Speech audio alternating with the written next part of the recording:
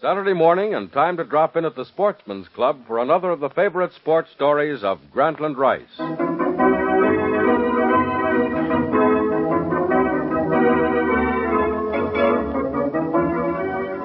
Yes, Saturday is yarn spinning time down at the Sportsman's Club, where the fans gather every week at this time as guests of the Dean of American Sports Writers, Grantland Rice.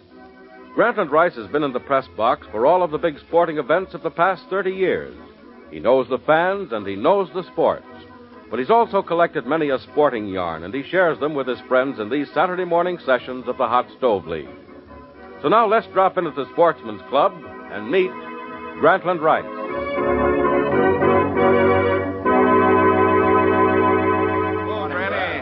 Well, Grant, you promised to report on baseball's new commissioner today. Yeah. Sure, but what can you report, Grant? Well, fellas, all I can report is that the situation is getting more complex every day. Not a day passes that we don't have a new candidate. Well, who's in the running now, Grant? Well, just about everybody but Dizzy Dean. No kidding. We started out with Jim Farley, Ed Barrow, and Ford Freight. J. Edgar Hoover made a speech, and then he stepped out in front. How do you like that? And somebody pointed out that the selection of Hoover would make it appear that baseball needed a little FBI sleuthing. Then John Bricker, the Republican candidate for vice president, popped into the news. Like that. Bob Hannigan, chairman of the Democratic National Committee, entered the list. Wrigley of the Cubs was reported to be favoring Tom Courtney. Well, it seems that practically everybody's in line for that $50,000 job. Well, what's the latest, Grant? The latest is that if you want to be a commissioner of baseball, you've got to go west, young man. Just as Horace Greeley advised. You mean on account of the nominating committee? That's right. The nominating committee consists of Don Bonds of the Browns, Sam Braden of the Cardinals, Alva Bradley of the Cleveland Indians, and Phil Wrigley of the Cubs. It's an all-Western committee, as you see, and it's likely that the new commissioner's headquarters will remain in the West this year. Well, I wonder who they'll pick, Grant. Yeah. Oh, I guess it's anybody's guess right now. Don Bonds has been reported to be favoring either J. Edgar Hoover, the G-Man, or Bob Hannigan. Sam Braden is supposed to be for somebody outside of baseball, although he's also supposed to be a supporter of Ford Freight. Ford Freight's pretty good. And Wrigley of the Cubs is said to be for another judge. Bradley's lined up on the side of former Governor John Brooker. But they may fool us and pick some commissioner who hasn't even been mentioned so far. Well, baseball needs somebody at the top as soon as they can get him, I say. Yeah, and there are a lot of good men for the job, too. But I figure it's going to be a tougher job than ever before. You know, on account of all the wartime problems baseball's facing. Speaking of baseball, Grant, how about a yarn? Yeah, that's right. I've got one for you, written by a young fellow we've heard from before, a writer who developed a fresh technique for telling sports stories. He did most of them by just setting down the letters and telegrams that were exchanged by his principal characters. So, gather around, fellas, and we'll hear about it. Good idea. Let me have a cigarette with you. Richard Macaulay wrote this story for the Saturday Evening Post. It concerns two ball players and an umpire who are stamp collectors on the side. It also concerns the umpire's beautiful daughter.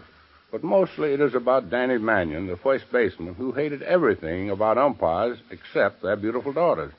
Macaulay called his yarn, "Get out of the game."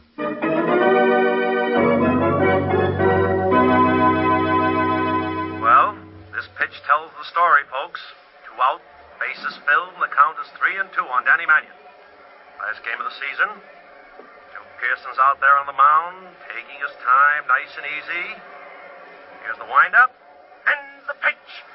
Yes, it's right down in the middle, and Mannion just stands there and lets it go by. Oh, Mannion takes a third strike, and Joe Pearson gets out of a very tough hole. Oh, wait a minute, folks, wait a minute.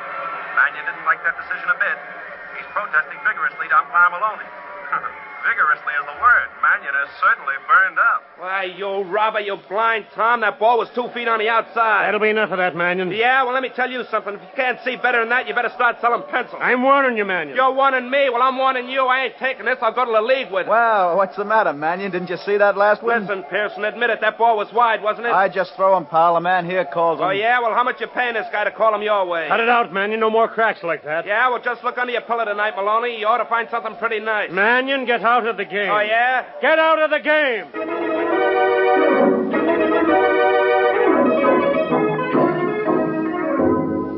Well, radio friends, in contrast to all the snow and ice we've been having, down in the sunny south, another season spring training session gets underway. The Lions are training at Paradise, Florida, and the Green Sox are just about 12 miles away at Condon. Incidentally, what the Lions do this year depends a lot on how Danny Mannion, the first baseman, hits, and the pennant chances of the Sox depends a good deal on Joe Pearson's pitching. One thing about Pearson, he certainly seems to have the Indian sign on Mannion. Mannion hit 137 against Pearson's offerings last season.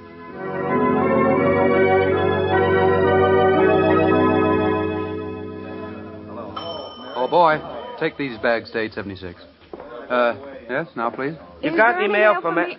Oh, I'm Excuse sorry. me. Well, as a matter of fact, I believe you both have some letters. Here, wait a minute. Let me see. Yes. Miss Maloney, yours. Thank you. Mr. Mannion, here you Oh, are. yeah, thanks. Oh, Oh, you dropped your magazine. Here you are. thank you. Front, boy. You, live here at the hotel? Yes, I'm staying here for a while. I came down from Chicago for a vacation. Oh. My name's Danny Mannion. Yes, I know. Oh, you heard of me, huh? Of course, you're the ball player. Yeah. Your name's, Lucille Maloney. pleased to meet you. Well, I'm glad to meet you, Mr. Mannion. You, follow baseball, do you? Oh, yes. Would you like a pass to our game this afternoon? We're opening a series with the Sox. Well, thank you, Mr. Mannion. That would be very nice. Okay, I'll leave a pair at the press gate. Lucille Maloney, huh? Hello there, Mannion. How's the boy? Oh, it's you. Hello, Pearson. How's the boy, Mannion? Glad to see you. Yeah. Well, if you'll excuse me, Mr. Oh, Mannion. no. Please, don't go. Well, really, there are some things I ought to... Mannion, please. Oh, yeah. Miss Maloney, this is Joe Pearson. How do you do, Mr. Pearson? I've seen you pitch in Chicago. Oh, you have? Well, very glad to know you, Miss Maloney. I really must go. Thank you for the tickets, Mr. Mannion. Goodbye. Bye. Goodbye, Miss Maloney. Hey, Mannion, that's a very cute little girl. Yeah, but we're practically engaged, so lay off. Oh, sure. Say, Mannion, how's the stamp collection? Okay. I picked up an interesting little item the other day. Unused 1861 U.S. 10-cent dark green. Unused 1861. You did, huh? Yeah, huh? Well, I've been kind of interested in that number. You figure on keeping it? Well, I don't know. Tell you what, Pearson, you being a friend of mine, I might take it off your hands. No, Mannion, I don't think I'll sell. I might give you $200 for it. Not that I want it much. Well, I'd like to do it for you, Mannion, and because we're pals, see, but I don't know. An 1861 dark green. I don't know.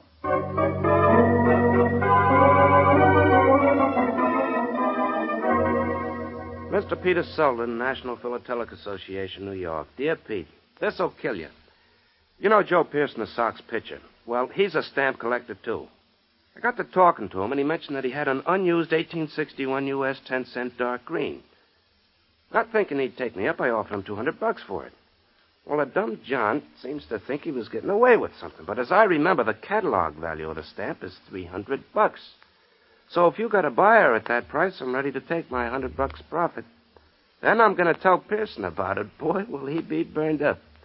Well, this looks like a swell training season. There's a cute little girl named Lucille Maloney down here from Chicago, and she goes for me. I'm just leaving for a date with her now. Let me know when you have a buyer for my 1861 dark green. Yours, Danny Mannion.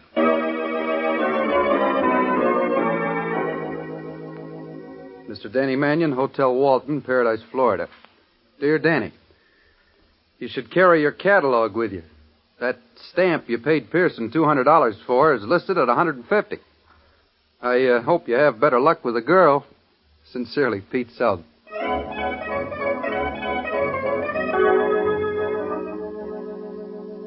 Of all a cheap, low-down What's the matter, chiseler. Danny? Oh, this guy Pearson sells me a stamp for $200, and it turns out to be worth $150. And he told you it was worth $200? Well, no, he didn't exactly tell me, but he knew what it was worth, and he just took my dough. I'll get even with that guy if it takes all my life. He burns me up, I'll tear him apart. Danny, don't get so excited. You're always getting upset. Well, who wouldn't get excited? He plays me for a sucker. I'll fix him. Danny, you should learn to control yourself. You're always upset about things. When you're playing baseball, it's the same. You keep complaining about the decisions, yelling all the time. It's not good for you, Danny. Yeah, well, some things just burn me up. Well, let's forget it. Where'll we eat tonight, Lucille? Oh, Danny, I'm afraid I can't have dinner with you tonight. Why not? I have an engagement. Joe Pearson is driving over from Condon. Joe Pearson? Why, that snake in the grass, that low-down cheap chisel, I'm going to get that guy and get Danny, him please, Danny!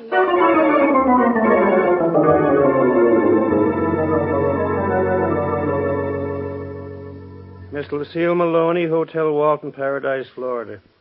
Dear daughter, I have received your letter, and I want to tell you I don't like the idea of my daughter getting mixed up with Danny Mannion. In fact, I do not like the idea of Danny Mannion. Mannion is the biggest hooligan in the American League. He hollers when he's called out on strikes. He hollers when he's called out on the bases. He hollers when he hits a foul ball down the line that isn't called fair. At other times, he just hollers. He saves his best hollering for the games I umpire. He incites the bleachers to riot. It gives the impression that my simplest decision against him or his team is the crowning injustice of the ages. So please lay off this Danny Mannion, as it is very bad policy for an umpire or an umpire's family to have anything to do with ball players, particularly ball players like Danny Mannion, who talks a better game than he plays. I always told him he was a sucker for the hard, high one anyway. Just get a pitcher in the box with a real fast ball and Mannion caves in. A pitcher like Joe Pearson, for instance. Now, there's a nice, quiet fella who isn't always yelling at umpires.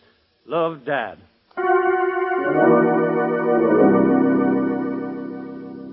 Mr. Terrence Maloney, 5926 West Washington Boulevard, Chicago, Illinois. Dear Dad, thanks for your words of warning about Danny Mannion, and I want to assure you that I mean no embarrassment to you. Danny doesn't know we are even related.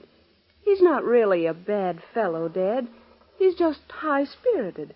But under proper guidance, he would quiet down a lot. Strange as it seems, I have also met Joe Pearson. I don't think he and Danny get along very well. Joe is a more quiet type. But I think Danny could be a very nice fellow if he had someone to quiet him down. Well, Dad, I'll see you in about a week. Your loving daughter, Lucille.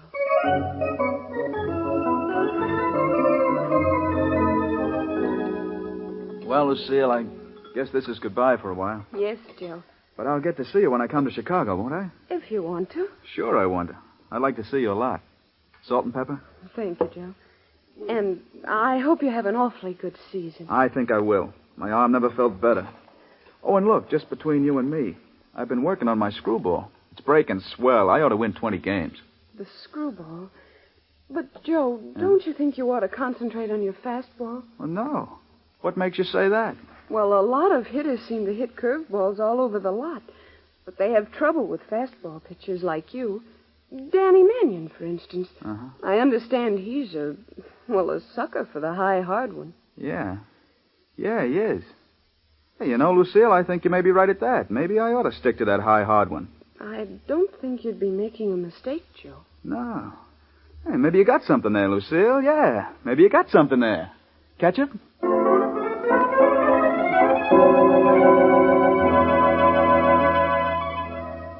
See you in Chicago, huh, Lucille? That'd be nice, Danny. Yeah.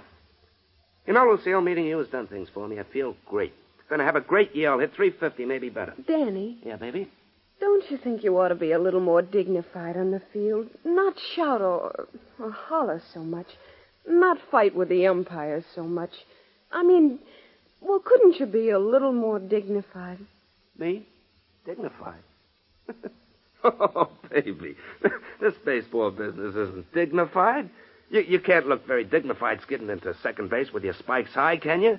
And you talk about hollering. Why, our manager likes his ball players to holler and ride the umpires, gives the crowd a show. Do you think that's quite fair to the umpires? Well, they don't mind. They never change a decision because you holler. It's psychological, you might say. If you yelp a lot on one decision, they're more likely to give you the break on the next one. Just human nature, I guess. Well, I'm sure they try to be fair. Oh, sure. Most of them are really swell guys. Most of them are half human, except one guy. Oh, really? Yeah, this Terrence Maloney in our league. Why, that astigmatic bum could be sued by any member of the race if he claimed to be even 1/4 human. Why, every time I ask the big lump when he's going to have the cataracts taken off his eyes, why, he chases me to the clubhouse. I bet the guy was born yelling, "Get out of the game." That's very, very interesting. Sure, why just give him a monkey suit and a chest protector and he thinks he's president of the league. Why, he's so lousy they don't even throw fresh lemons at him anymore. They bring old ones from home. Indeed. Why, sure. You know what I'm going to do next Christmas? I haven't the faintest idea. I'm going to send this robber some eye wash and an eyedropper, and I'm going to put on the card, "Dear Mr. Maloney, Hey, Maloney. It never hit me before. Terrence Maloney, Lucille Maloney. Hey, baby, that's a funny one. Huh? You having the same name as this lunkhead? It may interest you to know, Mr. Smart Alec Mannion, that Terrence Maloney is my father. Goodbye. Lucille, wait a minute. Let me explain, baby. I never want to see you again. You sucker for a fastball.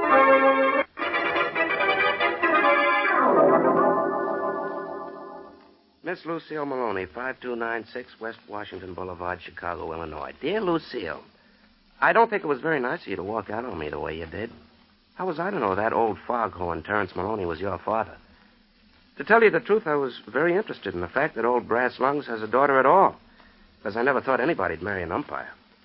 What does an umpire do when one of his kids sasses him back? Does he yell, "Get out of the game"? And what do you mean I'm a sucker for a fastball?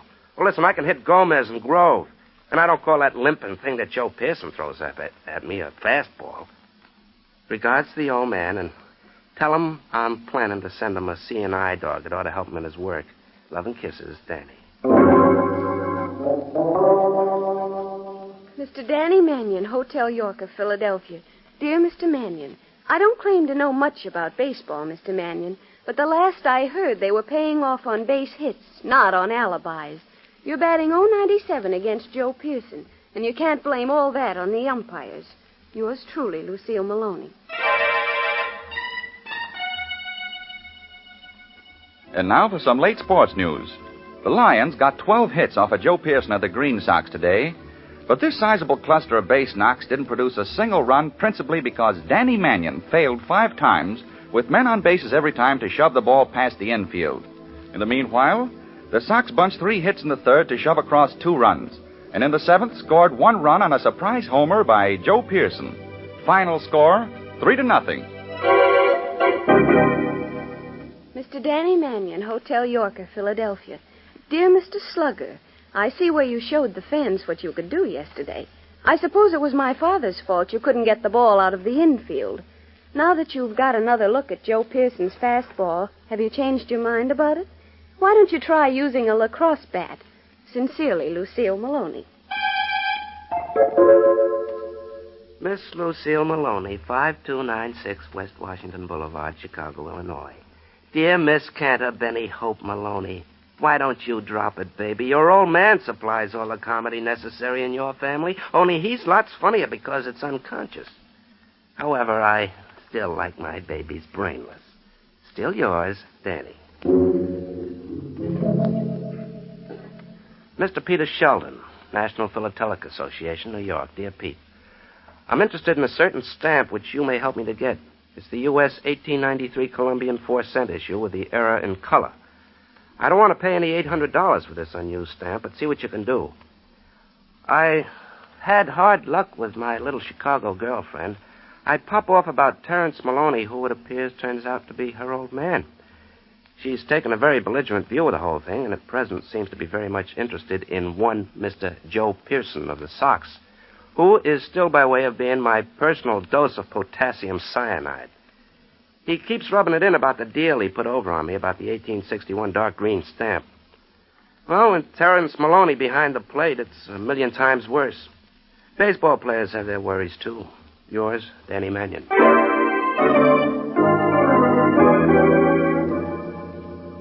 Mr. Danny Mannion, Hotel Payne, Detroit. Dear Danny, I'll be on the lookout for that 1893 Columbian 4-center you want, but I doubt if you can get it for what you want to pay. Oh, by the way, your umpire friend, Mr. Terrence Maloney, joined the association last week. He's on the lookout for an unused 1850 Saxony 3-pfennig red, and like you, doesn't want to pay the price of $400. What's the matter with you baseball guys? I'm enclosing 2 counterfeits of the 1850 Saxony 3-pfennig reds for your inspection and information. Yours, Pete Sheldon. Mr. Peter Sheldon, National Philatelic Association, New York. Dear Pete. Received letter and counterfeit stamp. Stop. Stand by for fast developments. Stop. Yours, Danny Mannion. Mr. Joe Pearson, Green Sox Stadium, Boston. Dear Mr. Pearson, you don't know the undersigned, but a lot of us fellas have admired your pitching for a long time, and we've been wanting to show our appreciation. We thought of getting you a suitcase, but, well, money's a little tight at present writing, so having read of you being a stamp collector, although this seems a sissy thing for a big guy like you, we thought you might be interested in some stuff my grandfather left us kids. Among his stuff was a couple of Saxony stamps marked 1850. And since you go in for that kind of stuff, I'm enclosing same. Rooting for you always, Jack Schmidt. Mr. Peter Sheldon, National Philatelic Association, New York. Have 2 unused 1850 Saxony 3 Pfennig Reds and would like to sell 1. Stop. Can you get offer? Stop. Joe Pearson. Mr. Joe Pearson, Hotel Hanley, Cleveland. If you want to make quick sale of 1850 Saxony 3 Pfennig, suggest you contact Terrence Maloney, the umpire. Stop. Peter Sheldon.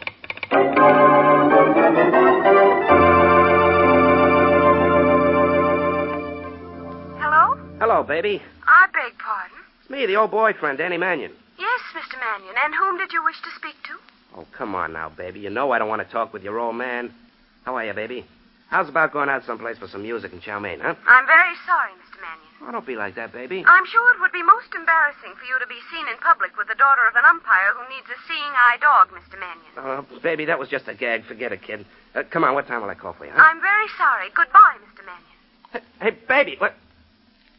Well, how do you like that, huh?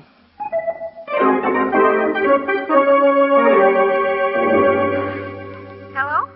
Miss Mannion? Yes? This is Joe Pearson, Lucille. How are you? Oh, hello, Joe. It's nice to hear from you. I was wondering, Lucille, if I could come out this evening. Why, yes, I suppose so. Swell. I got some things to talk about, to you and your father. Father? Sure. First, I want to thank you for tipping me off on that fastball for Mannion. It stopped him cold. Yes, I know. He's only hitting 122 against you. Yeah, that's all. Hey, how did you know that? Oh, well, I just happened to figure it up just to pass the time. Uh-huh. What did you want to see Father about? Oh, well, it's this way, Lucille. He collects stamps, doesn't he? Yes, he's crazy about stamps. Well, I ran across something I think will interest him. When can I come up? 8:30, Joe? Swell, I'll be there. Goodbye, Joe. Goodbye, Lucille.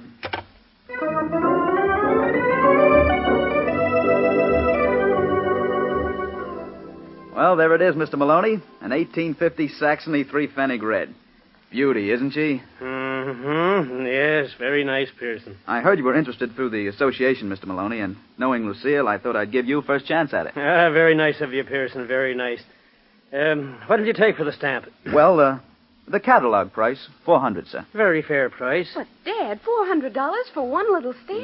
Now, Lucille, you don't understand these matters. $400 is a very fair price. Pearson, I'm glad to get this stamp. Well, I'm glad to have it for you, Mr. Maloney. Well, I just don't understand you stamp collectors. That's just what I want.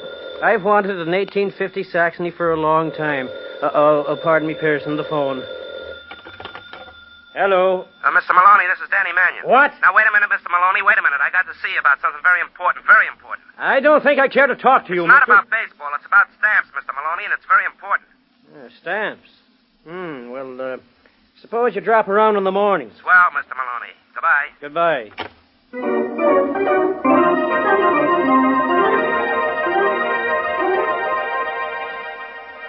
Well, folks, here we are out at the Green Sox Stadium to broadcast the third game of the current series between the Sox and the Lions. As you know, the series is all even, and this will be the deciding one.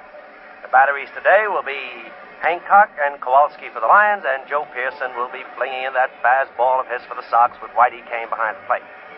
Now, though the Lions aren't a one-man team by any means, the fact remains that when Danny Mannion doesn't hit, the Sox don't seem to win. And Mannion always has a hard time hitting Joe Pearson. Pearson has held the mighty Mannion to exactly no hits in the last 5 times he's faced him.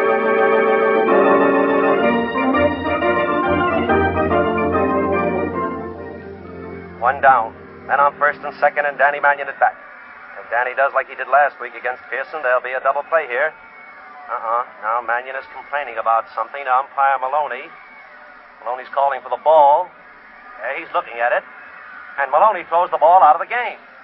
Well, he's going over towards Joe Pearson now, and he's lecturing him about monkeying with the ball. There's the new ball being thrown in. Pearson's got it. Looks at the bases. Here's the stretch. And the pitch.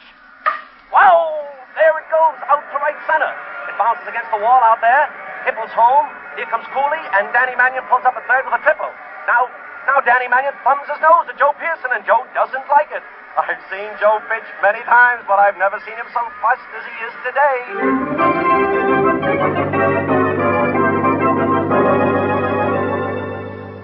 Danny Mannion up. Count, 2-1. This is loaded. Here's the pitch from Joe Pearson. And it's a long wallop straight down the right field line. It's going over. Yes, it's over. It's a home run for Danny Mannion. It was close to the foul line, but umpire Maloney calls it a fair ball. And now the whole Sox ball club comes charging in on umpire Maloney. Joe Pearson's right up in front, and maybe over that roar you can hear Maloney yelling his famous war cry. Let's see. Get out of the game! Yes, folks, there it is. Get out of the game from umpire Terence Maloney. But is he yelling it at Danny Mannion? No, sir, not this time. This time, believe it or not, folks, he's yelling it at Joe Pearson. Get out of the game!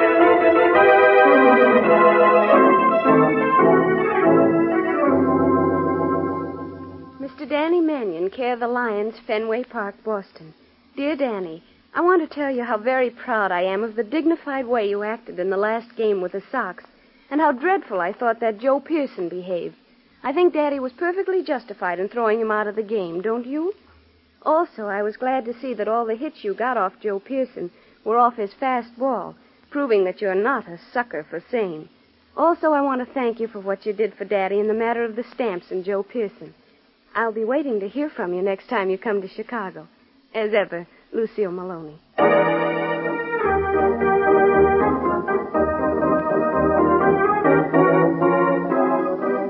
Mr. Peter Sheldon, National Philatelic Association, New York. Dear Pete, I guess I ought to bring you up to date. Remember those counterfeit Saxony stamps you sent me to look over? Well, here's what I did.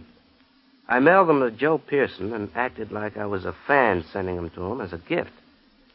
Like I thought, you put him in touch with umpire Maloney, which was my cue to step in and tell Maloney they were bogus stamps.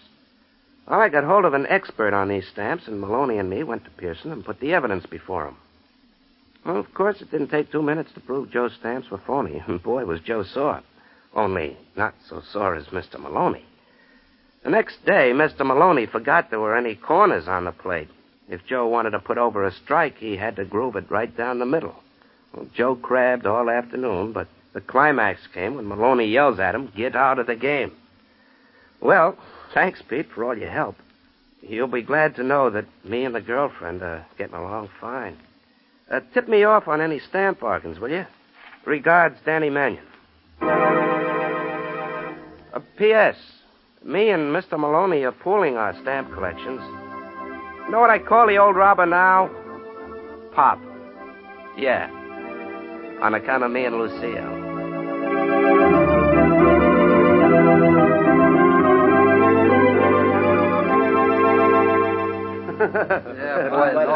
Well, fellas, that's Richard McCauley's story, Get Out of the Game, from the Saturday Evening Post, which goes to prove that ball players and umpires do not live by base hits alone. They sometimes collect stamps. Say, what's on the fire for next week, Grant?